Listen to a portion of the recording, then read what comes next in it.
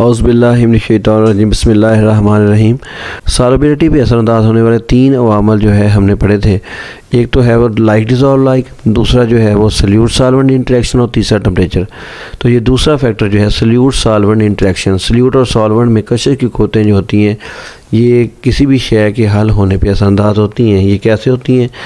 मिसाल के तौर पे देखें, आप जो है नमक है उसको पानी के अंदर हल कर रहे हैं, तो नमक जो है जैसे ये सामने दिखाया हुआ है NaCl जो है वो सोडियम पे पॉजिटिव चार्ज और क्लोरीन पे नेगेटिव चार्ज। तो आयनिक कंपाउंड जो होते हैं इसमें पॉजिटिव और नेगेटिव आयन जो है वो मजबूती से जुड़े होते हैं। इनके दरमियान जो फोर्सेस होंगी उनको कहेंगे सल्यूट इंटरेक्शंस। और जब पानी के अंदर हम नमक को हल करेंगे तो पानी जो है अपनी नेगेटिव साइड यानी ऑक्सीजन वाली साइड से पॉजिटिव आयनों को अट्रैक्ट करेगा और अपनी पॉजिटिव वाली साइड से यानी हाइड्रोजन वाली साइड से नेगेटिव आयनों को अट्रैक्ट करेगा, जैसे कि इस फिगर में दिखाया हुआ है। ऑक्सीजन वाली साइड से पॉजिटिव आयनों को और अपनी हाइड्रोजन वाली साइड से नेगेटिव आयनों को अट्रैक्ट करेगा। ये जो फोर्स होगी पानी और नमक के दरमियान में, इसको कहेंगे solute solvent interaction. Solute solvent interaction. अगर किसी भी सल्यूट में सल्यूट इंटरेक्शन मजबूत हों और सल्यूट सॉल्वेंट इंटरेक्शन वीक हों तो वो चीज़ हल नहीं होती। और अगर किसी भी सल्यूट में सल्यूट फोर्सेस जो है वो वीक हों और सल्यूट सॉल्वेंट फोर्सेस ज़्यादा हों तो सल्यूट सॉल्वेंट के अंदर हल हो जाता है। जैसे नमक है, इसको जब बहुत से पानी के मालिक्यूल पॉजिटिव आयनों को और बहुत से पानी के मालिक्यूल नेगेटिव आयनों को ज़ोर से अट्रैक्ट करेंगे तो नमक के दरमियान जो सल्यूट फोर्सेस हैं वो वीक होंगी और सल्यूट सॉल्वेंट इंटरेक्शन जो है वो स्ट्रॉन्ग हो जाएगी, जिसकी वजह से जो है वो आयंस पॉजिटिव और नेगेटिव आयन नमक के अलग-अलग हो जाएंगे। और यूँ ही ये अलग होंगे तो पॉजिटिव आयनों को देखिए पानी के नेगेटिव साइड से पानी के बहुत से मालिक्यूलों ने घेरा हुआ है और नेगेटिव आयनों को पानी के बहुत से मालिक्यूलों ने अपनी पॉजिटिव साइड से घेरा हुआ है। तो असल में नमक के दरमियान जो फोर्सेस होती हैं वो स्ट्रॉन्ग होती हैं, लेकिन पानी और नमक के दरमियान कशी क़ुव्वतें जो है वो ज़्यादा इसलिए हो जाती हैं जब सल्यूट के पार्टिकलों को बहुत ज़्यादा पानी के मालिक्यूल अट्रैक्ट करेंगे तो फिर जो है वो सल्यूट की फ़ोर्स जो है वो कम पड़ जाएगी और सल्यूट सॉल्वेंट की फोर्स ज़्यादा हो जाएगी और सल्यूट पानी के अंदर हल हो जाता है, नमक पानी के अंदर हल हो जाता है। इसको आप लिखेंगे कैसे? इसको हम सल्यूट को पानी में हल करते हैं या सल्यूट को सॉल्वेंट में हल करते हैं तो तीन तरह की चेंजेस आती हैं। एक तो ये कि solute particle must separate from each other, solute के पार्टिकल को एक दूसरे से अलहदा होना पड़ेगा।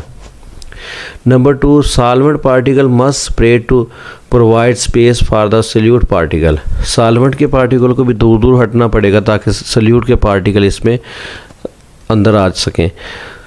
तीसरे नंबर पे जो फोर्स अफेक्ट कर रही है वो है सल्यूट और solvent particle must attract and mix up. एक चीज़ को अगर हमने दूसरी चीज़ में हल करना है, एक सल्यूट को सॉल्वेंट में हल करना है तो सल्यूट के पार्टिकल को अलग-अलग होना पड़ेगा, सॉल्वेंट के पार्टिकल को भी दूर दूर होकर सल्यूट के लिए जो है जगह बनानी पड़ेगी और सल्यूट और सॉल्वेंट के दरमियान में कशी क़ुव्वतें डेवलप होंगी। तो ये जो तीन फैक्टर हैं ये डिसाइड करते हैं कि कोई सल्यूट जो है वो सॉल्वेंट में हल होगा या नहीं होगा। Solution formation depends upon the relative strength of attractive forces between the solute solvent and solute solvent interaction। Solution जब बनाएंगे तो ये सोल्यूशन जो है इन फोर्सेस पे डिपेंड करेगा कि सल्यूट के दरमियान में फोर्सेस कैसी हैं, सॉल्वेंट के दरमियान कशिश की क़ुव्वतें कैसी हैं और सल्यूट और सॉल्वेंट के दरमियान कशिश की क़ुव्वतें कैसी हैं।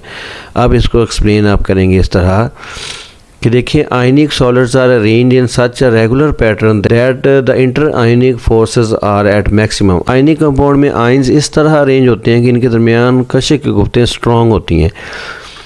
If the new forces between solute and solvent particles overcome the solute attractive forces, then solute dissolves and make the solution। अगर सॉल्वेंट के पार्टिकल जो है सल्यूट की कशिश की क़ुव्वतों पे काबू पा लें, यानी सॉल्वेंट और सल्यूट के दरमियान कशिश की क़ुव्वतें ज़्यादा हों और सल्यूट के दरमियान कशिश की क़ुव्वतें कम हो तो सल्यूट के पार्टिकल सॉल्वेंट के अंदर हल हो जाएंगे। Number two, if forces between solute particles are strong enough then solute solvent forces, solute remains insoluble and solution is not formed. अगर सल्यूट के पार्टिकल के दरमियान कशिश की क़ुव्वतें स्ट्रॉन्ग हों और सल्यूट और सॉल्वेंट के दरमियान जो कशिश की क़ुव्वतें डेवलप होती हैं वो वीक हों, तो सल्यूट कभी भी सॉल्वेंट में हल नहीं होगा। The solvent molecules first pull apart the solute ions and then surround them. In this way, solute dissolves and solution form. Solvent के पार्टिकल पहले solute के पार्टिकल को अलग-अलग करते हैं और फिर इनको घेर लेते हैं और इस तरह solute solvent में हल हो जाता है। अब एक एग्जांपल से इसको समझते हैं। ये 4 लाइनें मेरा बेटा ये लिखी और उसके बाद ये एग्जांपल दे दें नमक की। ये बहुत ही आसान सी एग्जांपल है। For example, when sodium chloride is added in water, it dissolves readily because the attractive forces between the ions of sodium chloride and polar molecules of water are strong enough to overcome the attractive forces between Na positive and Cl negative ions in solid sodium chloride crystal. कहता है जब नमक को हम पानी में हल करते हैं तो नमक और पानी के दरमियान कशिश क़ुव्वतें स्ट्रॉन्ग होती हैं बनिस्बत Na पॉजिटिव और Cl नेगेटिव की फोर्सेस के, तो पानी के अंदर नमक हल हो जाता है। पानी क्या करता है, इन दिस प्रोसेस में the positive end of the water dipole is oriented towards the chloride ions and negative end of the water molecule is oriented towards the positive ion. पानी क्या करता है इस प्रोसेस में, अपनी जो है वो पॉजिटिव साइड जो है यानी हाइड्रोजन वाली साइड, इससे नेगेटिव आयनों को अट्रैक्ट करता है और अपनी नेगेटिव वाली साइड यानी ऑक्सीजन वाली साइड से ये जो है सोडियम पॉजिटिव आयन को अट्रैक्ट करता है। These ion dipole attraction between Na positive ion and water molecules and chloride ions and water molecules are so strong that they pull these ions from their positions in the crystal and thus sodium chloride dissolve। तो कहता है कि sodium और ion और पानी के दरमियान कशिश क़ुव्वत और क्लोराइड आयन और पानी के दरमियान कशिश क़ुव्वत इतनी स्ट्रॉन्ग हो जाएंगी कि ये सोडियम और क्लोराइड को अपनी जो है वो क्रिस्टल लेटस से उतार लेंगी और सोडियम क्लोराइड पानी के अंदर हल हो जाएगा। तो वही बात जो मैंने शुरू में आपको एक्सप्लेन की थी कि आयनिक कंपाउंड जैसे नमक है पानी को के अंदर हल किया, पानी ने अपनी नेगेटिव वाली साइड से पॉजिटिव आयनों को अट्रैक्ट किया और अपनी पॉजिटिव वाली साइड से नेगेटिव आयनों को, तो दोनों साइडों से पानी के मॉलिक्यूलों ने इनको खींचा है जिसकी वजह से पॉजिटिव और नेगेटिव आयन अलग-अलग हो गए हैं। पॉजिटिव आयनों को पानी के मॉलिक्यूलों ने घेर लिया अपनी नेगेटिव साइड से और नेगेटिव आयनों को अपनी पॉजिटिव साइड से, तो इस तरह पानी के अंदर आयनिक कंपाउंड हल हो जाते हैं। तो इससे नतीजा ये निकला कि सल्यूट और सॉल्वेंट के दरमियान अट्रैक्टिव फोर्सेस क्रिएट होंगी तो सल्यूट पानी के अंदर सॉल्वेंट के अंदर हल होगा। इससे नतीजा ये निकला कि सल्यूट और सॉल्वेंट के दरमियान अट्रैक्टिव फोर्सेस डेवलप होंगी तो सल्यूट जो है वो सॉल्वेंट के अंदर हल होगा, अदरवाइज सल्यूट सॉल्वेंट के अंदर हल नहीं होगा। ओके, अल्लाह हाफिज़।